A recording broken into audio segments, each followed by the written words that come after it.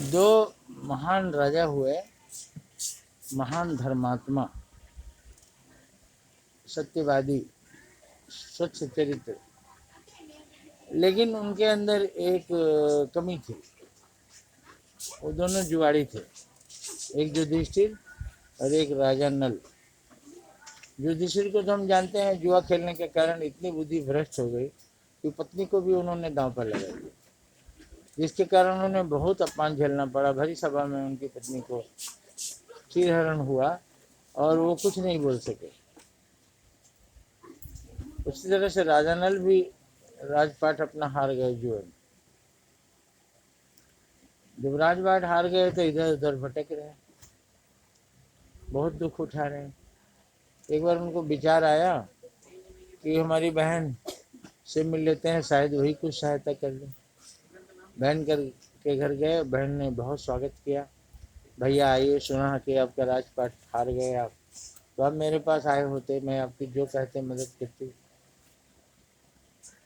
तो बैठा कर मैं जलपान लेकर आती हूँ, चली गई। अंदर महल में चली गई, तब तक इन्होंने देखा कि जो खूंटी पर एक नौलखा हार टंगा हुआ और नौलखा हार को खूंटी निगल रहा है। जब आधा निकल गया तो राजा नल ने कहा कि अरे भाई क्या कर रहे हो, इल्जाम मेरे सिर पर लगेगा, क्योंकि यहाँ और कोई नहीं है, मैं ही हूँ, और तुम अगर हार को निकल जाओगे तो चोरी का इल्जाम मुझ पर लगेगा। खुटी ने कहा कि आपका बुरा दिन चल रहा है, इसलिए यही होगा, और वो पूरे हार को निकल गया। राजा नल वहां से भागे कि बहन तो मानेगी नहीं, तो भाग चलते हैं। भाग गए। जब बहन आई, उसने भाई को देखा नहीं है, पुकारा, इधर उधर देखा, आवाजें लगाई, लेकिन भाई तो वहां थे ही नहीं। फिर उसकी नज़र उस खूंटी पर टंगे हुए हार पर गई, कि हार गायब है। तो सोचने लगी, अरे भैया आप कहे होते तो मैं वैसा कई हार आपको दे देती, लेकिन आप चोरी करके क्यों भागे। ऐसा मन में वो सोचने लगी। किसी से कहा नहीं उसने, भाई का मामला था, मन में रख ली और चुपचाप रह गई। बहुत दिनों के बाद राजा नल का राजपाट वापस आ गया, तो सोने के रथ पर सवार होकर बहन के घर गए। बहन तो तिरछे देख रही थी कि भाई एक दिन आप हार चोरी करके भाग गए थे, आज आप बहुत दिखावा कर रहे हैं, लेकिन एक दिन आपने ऐसा कारनामा किया था जिसके कारण अगर किसी को पता लग जाता तो मेरा सिर लज्जा से झुक जाता।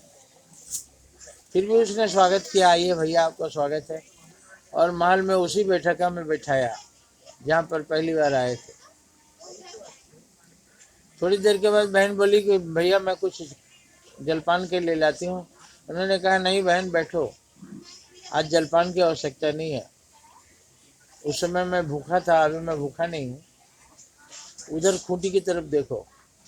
खूंटी की तरफ दिखाया तो खूंटी से हार निकल रहा था। फिर राजा नल ने बहन को दिखाया, देखो खूंटी हार निकाल रहा है, और देखते देखते पूरा हार निकल आया। रानी को तो काटो तो खून नहीं। और राजा के पैरों पर गिर पड़ी राजा नल के कि भैया मुझसे बहुत बड़ी गलती हुई, मैं आपको आज तक चोर समझती रही, लेकिन हार तो यहाँ था। बोले बहन मैं इसीलिए भाग गया कि तू तो मानती नहीं, कहीं खूंटी हार निकलता है, लेकिन उस समय निकल लिया, अभी देखो उगल रहा है। तो इस कथा से हमें ये शिक्षा मिलती है, बहन उनके पैरों पर गिर पर बहुत रोई, मैंने आज तक मेरे मन में ये पाप पलता रहा, मुझे क्षमा कर दीजिए। इस इससे हमें क्या सीख मिलती है कि जब हमारे बुरे दिन होते हैं तो ऐसे ऐसे लोग मेरे साथ दगा करते हैं जिसको हम कल्पना भी नहीं कर सकते, और जब अच्छे दिन आते हैं तो ऐसे ऐसे लोग सहायता करने लगते हैं जिनके बारे में हमने कभी सोचा नहीं था कि हमारी सहायता भी कर सकते हैं।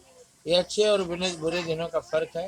इसलिए बुरे दिनों में अगर आपके साथ कुछ अनहोनी होती है तो उस पर आश्चर्य नहीं करना चाहिए, अपना पराक्रम करते रहना चाहिए। अच्छे दिन एक न एक दिन आएंगे। सारा आपका वापस आ जाएगा। लेकिन बुरे दिनों में तो अपना शरीर भी पैर निभाने लगता है, अपने लोग साथ छोड़ देते हैं।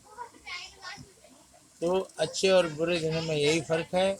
हमें हर समय कार्यरत होना चाहिए, कर्मठ होना चाहिए, और राजा नल की वो गलती नहीं करनी चाहिए जो उन्होंने जुआ खेल के किया था।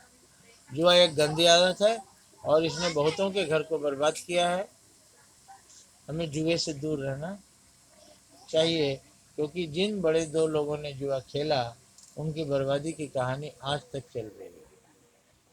धन्यवाद।